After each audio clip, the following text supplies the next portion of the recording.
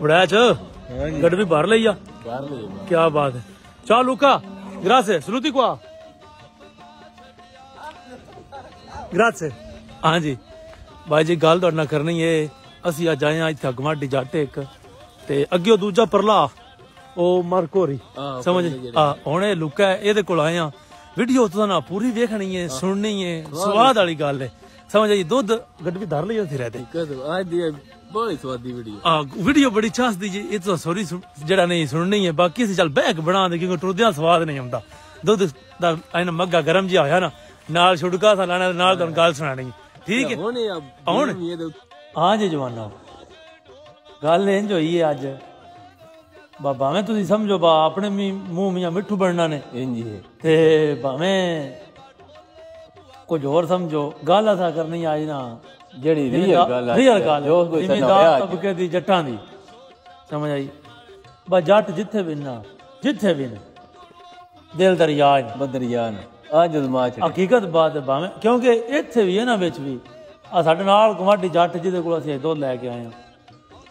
एक तो उड़िया पैसों का कम लगे क्योंकि पूरे इटली छुट्टी आई लेकिन वो डड़िया उत्तों कानमेंट जी लगी असीं गए हाँ अगे दी परलियां कोलों लिया भी दा ते ओह अज कोई ना आना उत्थे ये टुर गए गप लाई तो मैं आख्या दुध खड़ना ही आंदा उत्थों अंदरों बाहर लाओ वो बाहर रहे हैं जो दुध असीं लैके आए ना वो नॉर्मल मार्केट तो लिया भी 10 यूरो की वैल्यू इतना क्या 10 यूरो वैल्यू तो मैं उन्हें आख्या बा पैसे उस आख्या लै जाओ इंजी जरा वो मैं आख्या बस अगों भी आना होंगे उन्हें अगों दी अगां वेखां दे पहली बारी नो मेरे मत्थे लगे लै जाओ है जी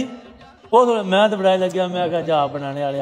हकीकत बात है कोई भाई मन्ने या ना मन्ने जट्टां दे दिल दरिया जे भावें वो गोरे जट ने ते भावें अपने पंजाबी जट मैं आखदा भाई यादा की पिया दा वो पैदा नहीं उंज ले जाओ हां समझ आइए वो दा के सिरे धरो ते पिणक दे लगे जाओ ते हकीकत है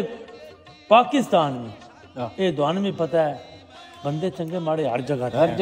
जगह ध्यान जेड़े नहीं अक्सर बंदे विच तनकीदां करदे न बा जात दा की ये जातां नस्लां दा बड़ा असर हुंदा ओ मैंने दसो अल्लाह ने बंदियां जे तुसी जानवर लैंदे हो ईवन कि कुत्ता लैंदे हो ओदी भी तुसी जात वेंदे हो ते बंदियां दी तो जातां ऐन ना ऐन बणियां ते अच्छा ये रब नहीं बनाईयां जातां बणियां बड़ियां आदतां तो बिल्कुल बड़े पेशे तो इंज गल है ना ते गल अगे भी मैं एक वीडियो चाड़ी आई मुझे पाकिस्तान आई वाली कणके वाली गल है जट उत्थे भी किते जट्टे ना कोई माड़ा बंदा आखिर मैं पट्ठे सथरी लैनी है ईमानदारी की गल है वो चलो आंदा होवे चलो सानू भी बढ़ा ते आप भी बना लै बा इन्ना अंदर रब दा गत्या होने दे अंदर दलेरी है बा दे छड़ दे समझ आई कोई नहीं माशी जा बूहा खड़कावे ना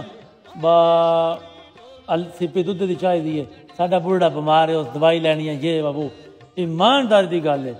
जटियां जिमीदारनियां जनानियां भावें अपनी